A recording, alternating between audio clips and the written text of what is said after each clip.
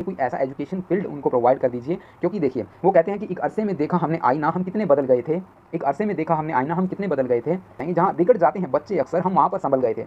ये स्पेशल लिखी गई है आपके लिए, क्योंकि जहाँ पर हमको नॉलेज मिल गई थी, हमने 8th क्लास के अंदर है जो चैप्टर पढ़ा था रिप्रोडक्शन वाला। Hello my dear friends, boys and girls, स्वागत है आपका हमारे चैनल कंसेप्चुअल स्टडी पॉइंट पर। आज हम इस वीडियो के अंदर जो बात करने वाले हैं जिस टॉपिक पर, वो है physical change in adolescents and puberty. तो आपको आज हम बताएंगे फिजिकल चेंज कौन कौन से आपकी बॉडी के अंदर पाए जाते हैं। जैसे कि हम बात कर लेते हैं बॉयज़ के अंदर। इन शॉर्ट पहले मैं थोड़ा आपको हाईलाइट दे देता हूँ। हाइट, वेट, बॉडी मेकअप के बारे में सभी को पता है। वॉइस चेंज के बारे में बताएंगे। टेस्टिकल्स जो कि अंडकोश होते हैं हमारे पेनिस के नीचे, जो दो बोल्स होती हैं, दो गोटियाँ जो कह सकते हैं आप उनको, उनके अंदर जो चेंजेस पाए जाते हैं। फोर स्किन, जो पेनिस के ऊपर जो स्किन होती है उसको पीछे की ओर होना। इरेक्शन, पेनिस का हैंगिंग पोजीशन के अंदर आ जाना, या फिर हम बोल सकते हैं पेनिस का अचानक से खड़ा हो जाना या धीरे धीरे। इजैकुलेशन, जो हमारे जो सीमन का बाहर आना, इजैकुलेशन वेट ड्रीम्स की वजह से हो सकता है। ये इन सभी टॉपिक्स पर बॉयज़ के अंदर बात करेंगे। और गर्ल्स के अंदर जैसे कि हाइट, वेट, बॉडी मेकअप सभी को पता है। Hair growth, menstrual bleeding and fertility, breast development, pubic hair and under arm hair, और सेक्सुअल फीलिंग और वेजिना और फैलोपियन ट्यूब के अंदर कौन कौन से चेंजेस आते हैं इस उम्र के अंदर। हम कह सकते हैं प्यूबर्टी एज को जब कोई बच्चा हिट करता है तब कौन से चेंजेस आते हैं। तो चलिए शुरू करते हैं वीडियो को बोरिंग नहीं करेंगे, जल्द से जल्द वीडियो शुरू करते हैं। Let's start. तो सबसे पहले आपको ये जानना होगा कि एडोलसेंस होता क्या है, कब आप एडोलसेंस के अंदर एंटर करते हैं और आपकी एज क्या है। समझ रहे हो। जैसे कि आपको अब ये 3 पिक्चर दिख रही होंगी आपको। इन पिक्चर्स के अंदर आप देख रहे हैं, एक पिक्चर के अंदर तो एक गर्ल है जो आराम से बैठी है, बुक्स को देख रही है या सोच रही है, कुछ भी लगा लीजिए आप। दूसरी पिक्चर के अंदर यहाँ पर आप देख रहे हैं वो लड़कियाँ, जो कुछ लड़कियाँ पार्टी कर रही हैं, और एक में एक बेटी को उसकी माँ समझा रही है, शायद वो स्ट्रेस्ड फील कर रही है। ओके, तो आपको समझना चाहिए एडोलसेंस की डेफिनेशन क्या है। तो हम क्या कंसिडर करते हैं यहाँ पर, it consider to be a time of stress and storm. हम क्या कहेंगे, ये जो समय है वो स्ट्रेस का है और स्टॉर्म का, मतलब तूफानी समय हम बोल सकते हैं। अब आपको जैसे जैसे इन चेंजेस के बारे में पता चलेगा, आप वाकई में आपको इंटरेस्ट महसूस होगा, कुछ चेंजेस के बारे में पता चलेगा, कौन से चेंज आपके बॉडी के अंदर नॉर्मल रहेंगे और कौन से चेंज है जिन पर आपको थोड़ा ध्यान देने की ज़रूरत रहेगी। आर फुल ऑफ फैंटेसीज, ये जो टाइम होता है एडोलसेंस का, फुल ऑफ फैंटेसीज होता है। सो आप डोंट वरी, बी चिल, ठीक है।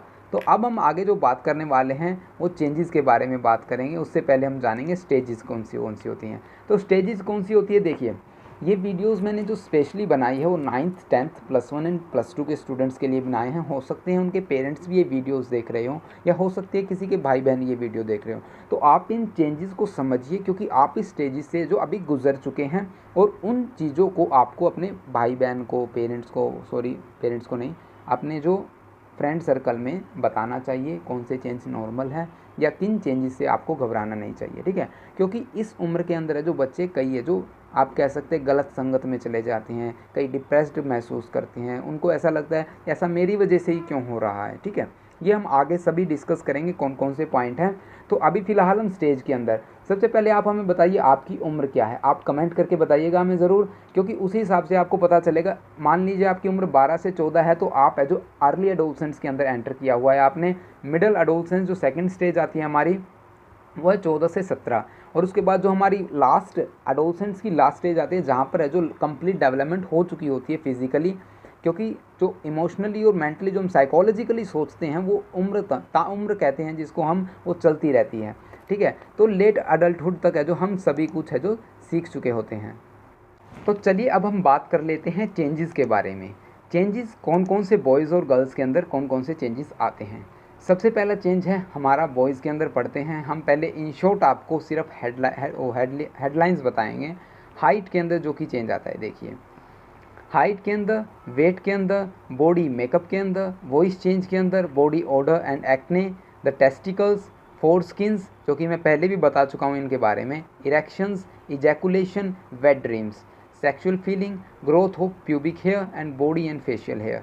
क्या होता है, हाइट, वेट, बॉडी मेकअप, और जहाँ तक हद मार के आप समझ सकते हैं कि भी वॉइस चेंज भी हम है जो नॉर्मल महसूस करते हैं। हमारे पेरेंट्स है जो इग्नोर करते रहते हैं कुछ चीज़ों को, ठीक है। बॉडी एंड फेस, बॉडी नहीं सिर्फ फेशियल हेयर, फेशियल हेयर हमें ये पता है कि उस उम्र में आकर दाढ़ी आने लग जाती है, लेकिन कुछ चेंजेस इंटरनल होते हैं, कुछ चेंजेस ऐसे होते हैं जो कि हम डायरेक्टली एक्सप्रेस नहीं कर पाते अपने फ्रेंड सर्कल के सामने या फिर अपनी फैमिलीज़ के सामने। वो आप कह सकते हैं टेस्टिस के अंदर चेंजेस आना, फोर स्किन होना, इरेक्शन होना, इजैकुलेशन या वेट ड्रीम्स का होना सबसे बड़ी प्रॉब्लम आजकल के यूथ के अंदर होती है।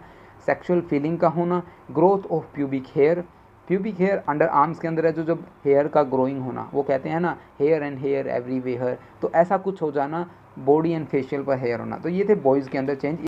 इन सभी को जो हम है जो अलग अलग अभी पढ़ेंगे आगे, बिल्कुल ब्रीफली पढ़ेंगे इनको, ठीक है। गर्ल्स के अंदर चेंज की बात कर लेते हैं तो हाइट के अंदर, वेट के अंदर, बॉडी मेकअप के अंदर, बॉडी ऑर्डर एंड एक्ने तक है जो कॉमन रहता है, सेम रहता है। लेकिन हेयर ग्रोथ भी नॉर्मल रहती है। मेंस्ट्रुअल ब्लीडिंग उनके लिए एक नया एहसास होता है, फर्टिलिटी का एक नया एहसास होता है, ब्रेस्ट डेवलपमेंट जो कि आमतौर पर विजिबल होती है, ठीक है। Pubic hair and under arm hair है जो ये सभी इनविजिबल्स के अंदर आ जाते हैं। Body shape and fat distributions ये सभी है जो विजिबल होती हैं, बॉडी शेप और फैट डिस्ट्रीब्यूशन तो सभी ऑब्वियसली बात आप भी देख सकते हैं, ठीक है।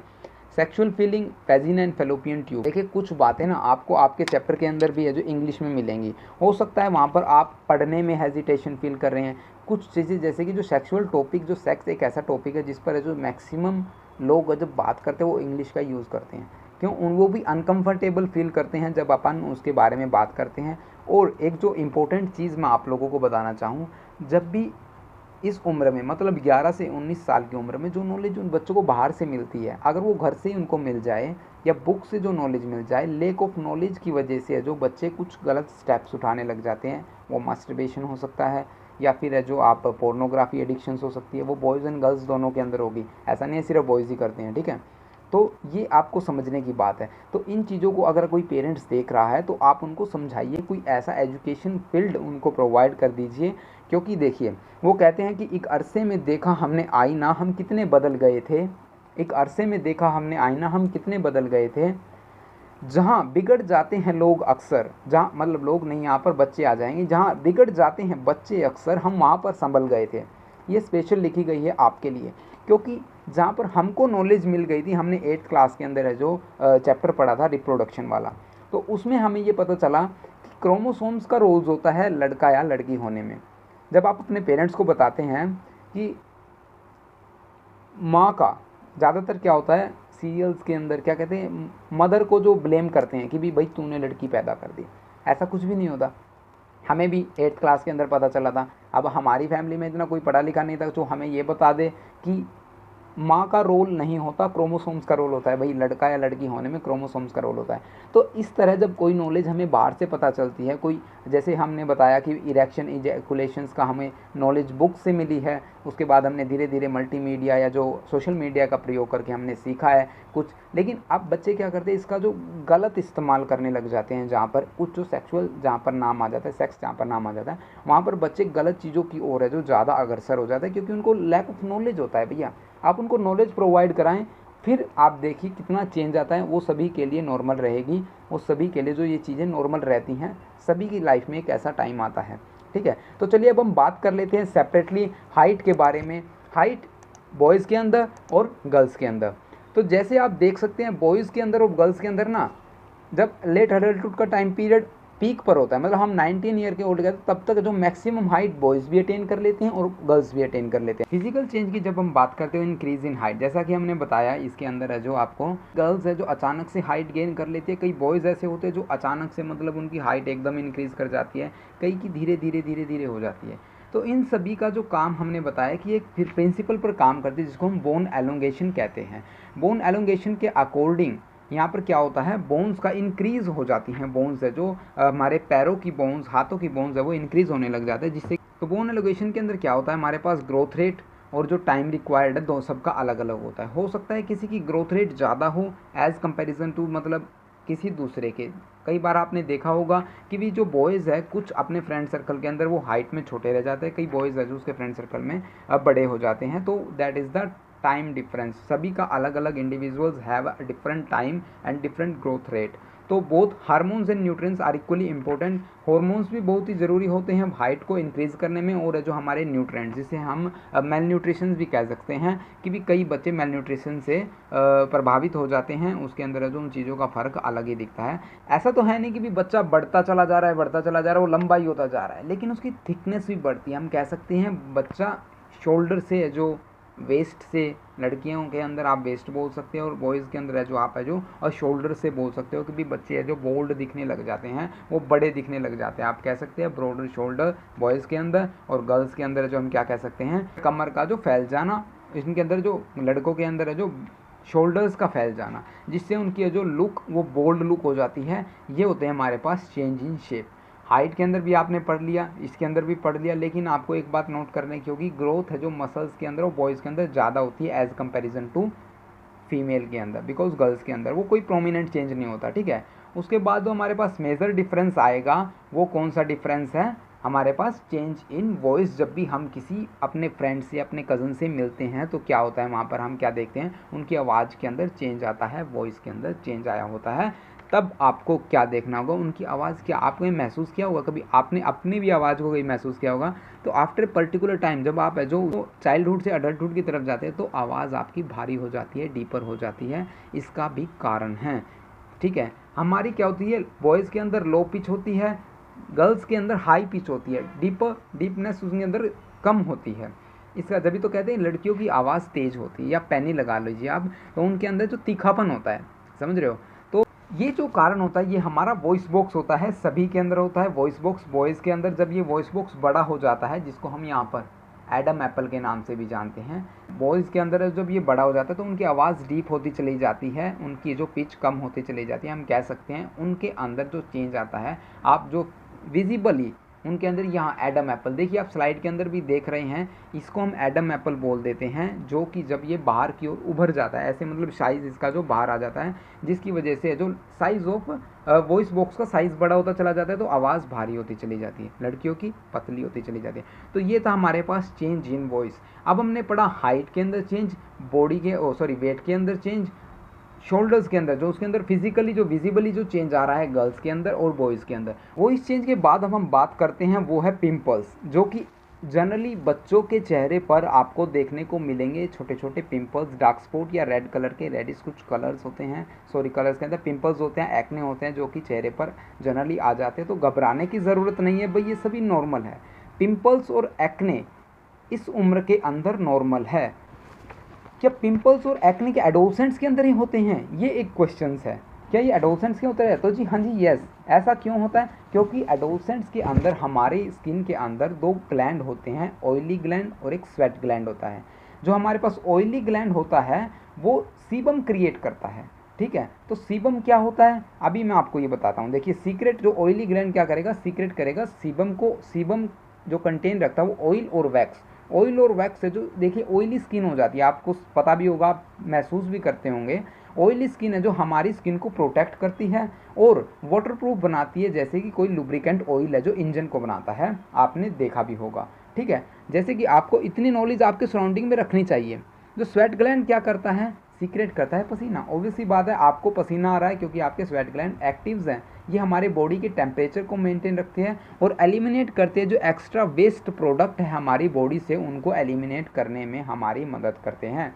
तो oily gland and oil gland और जो स्वेट ग्लैंड, ये सभी है जो हमारी स्किन के अंदर पाए जाते हैं, जिनकी वजह से जो पिंपल्स और एक्ने होते हैं। So don't be afraid from acne and pimple से आप मत घबराइए, ये कॉमन होते हैं। इनसे बचने का सिर्फ एक तरीका है, आप इनको छेड़िए मत ज़्यादा, क्योंकि जब आप छेड़ते हैं तो उस टाइम क्या होता है, इनके अंदर जो वेस्ट मटेरियल है वो एक्टिव फॉर्म के अंदर होता है। जब वो अदर ओपन सोर के ऊपर है जो लगता है स्किन के, तो वो और भी जो फैल जाता है, ठीक है, इन्फेक्शंस बढ़ता चला जाता है, जिससे है जो इन्फेक्शन बढ़ते बढ़ते बढ़ते सारे चेहरे पर यहाँ पर है जो पिंपल्स होने शुरू हो जाते हैं। फिर आपको एक प्रॉब्लम का फेस करना पड़ता है। It is normal in the adolescents period and puberty age, so be chill. Normal रहे, कोई दिक्कत वाली बात नहीं होती भाई, ठीक है। आपके लिए ही हम इंफॉर्मेशन दे रहे हैं, आप इन चीज़ों को समझिए, सभी इस चीज़ से गुजरते हैं और सभी के लिए ये ज़रूरी है। तो टेस्टिकल्स की बात कर लेते हैं। जैसा कि आप देख रहे हैं स्लाइड के अंदर है जो अपनी पेनिस है, ये जो पेनिस के नीचे जो दो गोटियां हैं, इनको बोल सकते हैं, दो ब्रैकेट को स्क्रोटम बोलते हैं। स्क्रोटम के अंदर ये दो होल्स रहती हैं जो कि प्यूबिट्री एज के अंदर या प्यूबिट्री एज से पहले बिल्कुल छोटी छोटी होती है, लेकिन बाद में ड्यूरिंग द प्यूबिट्री एज ये ग्रो कर जाती है, इनका साइज है जो बड़ा होता चला जाता है। एक और आपको बात बता देते हैं, जैसे कि लेफ्ट जो बॉडी है, जो लेफ्ट जो होल है वो स्लाइटली लार्जर होती है, थोड़ी सी लंबी होती है जो राइट बॉडी से, जो कि नॉर्मल होता है कई बच्चों के अंदर। तो ये भी नॉर्मल है, ज़्यादा घबराने की ज़रूरत नहीं होती। कभी आप है जो सोचने लग जाओ। तो ये था हमारे टेस्टिकल्स के अंदर चेंज। साथ के साथ जो पेनिस के अंदर चेंज आता है वो क्या होता है, पेनिस का साइज़ भी बड़ा होता चला जाता है धीरे धीरे जो प्यूबिट्री एज के अंदर, और है जो पेनिस की जो थिकनेस भी बढ़ती चली जाती है। बात करते हैं फोरस्किन की। फोरस्किन क्या होती है, हमारी जो पेनिस की जो मतलब टेस्टिकल से ऊपर जो हमारी पेनिस होती है, पेनिस की जो स्किन जो पेनिस को कवर करती है जो स्किन, उसको हम स्किन जो ऊपर करती है उसको फोरस्किन कहते हैं। फोरस्किन है जो पीछे कई बार क्या होता है, फोरस्किन है जो टाइट हो जाती है पेनिस के ऊपर, जिसको जो डॉक्टर आगे से काट देते हैं, क्योंकि कई बार क्या होता है फोरस्किन नहीं हो पाता, जो रिट्रैक्शन नहीं हो पाता स्किन का पेनिस के ऊपर से, और जिसकी वजह से जो फोरस्किन है जो वो पेनफुल भी होती है और विदाउट पेन भी हो सकती है। तो फोरस्किन के बाद हम करते हैं इरेक्शन।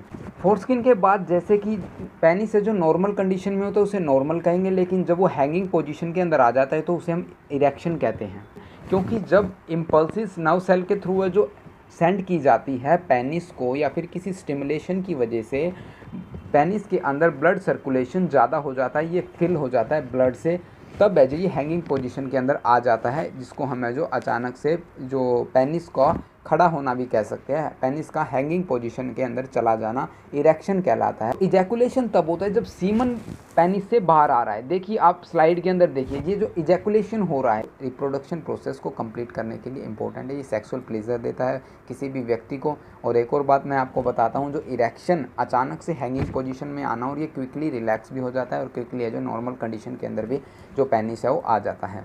पेनिस के नॉर्मल साइज़ के बाद जब वो इरेक्शन हो जाती है, इरेक्शन के बाद है जो हम एक टॉपिक के ऊपर बात करते हैं वो है वेट ड्रीमिंग।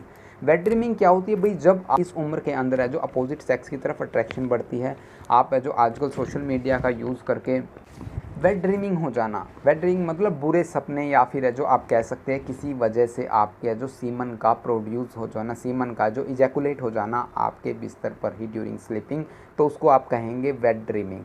तो वेट ड्रीमिंग कोई बड़ी बात नहीं है, वेट ड्रीमिंग भी नॉर्मल है। नॉर्मल सभी चीज़ें हैं अगर वो एक लिमिट के अंदर हैं। अगर आप बार बार जो आपको जो वेट ड्रीमिंग हो रही है तो आपको जो कंसर्न करने की ज़रूरत है आपने डॉक्टर के साथ। ओके, तो वेट ड्रीम के बाद आते हैं हम सेक्सुअल फीलिंग पर। सेक्सुअल फीलिंग किस प्रकार है जो बच्चों के अंदर है जो क्रिएट होती है। देखिए एडोलसेंट्स के अंदर जब आप एंटर करते हैं, प्यूबर्टी को आप हिट कर रहे हैं, तो सेक्सुअल फीलिंग ऑटोमेटिकली क्रिएट होती है। आपके जो हार्मोन्स है, जो सेक्सुअल हार्मोन्स, टेस्टोस्टेरोन लेवल है जो वो इंक्रीज़ होने लग जाता है, जिसके अंदर है जो आपको टेस्टोस्टेरोन लेवल इंक्रीज़ होने लग जाता है। आप उन चीज़ों से अवेयर होने की कोशिश करते हैं जो आपके अंदर है जो फीलिंग पैदा होती है।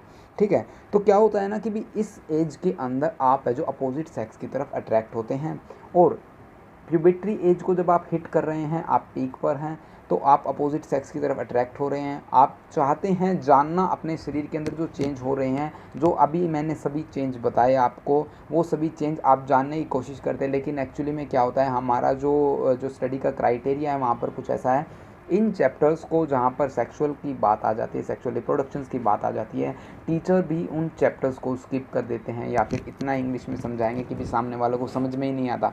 तो उसमें क्या होता है कि भी स्टूडेंट्स हैं उन चीज़ों को बाहर से ग्रेस्प करते हैं, और जब भी कोई चीज़ बाहर से जब वो ग्रेस्प करता है तो ये श्योरिटी नहीं होती कि वो नॉलेज लेगा, हो सकता है वो एडिक्शन ले जाए। ठीक है, बच्चे जो पोर्नोग्राफी के एडिक्ट हो जाते हैं तो वहाँ पर है जो उनके ऊपर साइड इफेक्ट पड़ता है उनके हेल्थ के ऊपर। तो इन चीज़ों के बाद है जो बात आती है हमारे पास hair and growth of hair, sorry hair and growth नहीं, growth of hair on chest, underarm, pubic hair, beard and moustache growing.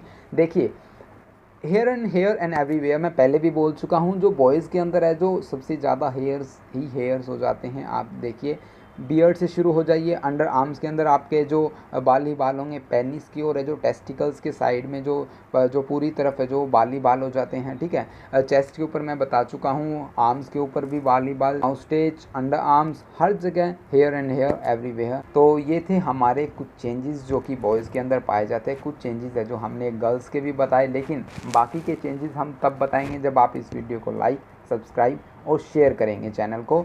तो अगर आप चाहते हैं कि हम आगे भी फर्दर वीडियो क्रिएट करें, गर्ल्स के भी हम कुछ इतने ही इंटरेस्टिंग फैक्ट और इतनी ब्रीफली आपको समझाएं, तो आप हमें कमेंट कर दीजिए। अगर कंटेंट आपको ज़रा भी पसंद आया हो तो आप लाइक कर सकते हैं। तो साइकोलॉजी के अंदर क्या होता है, अपने मन को ही समझना, scientific study of our soul and mind.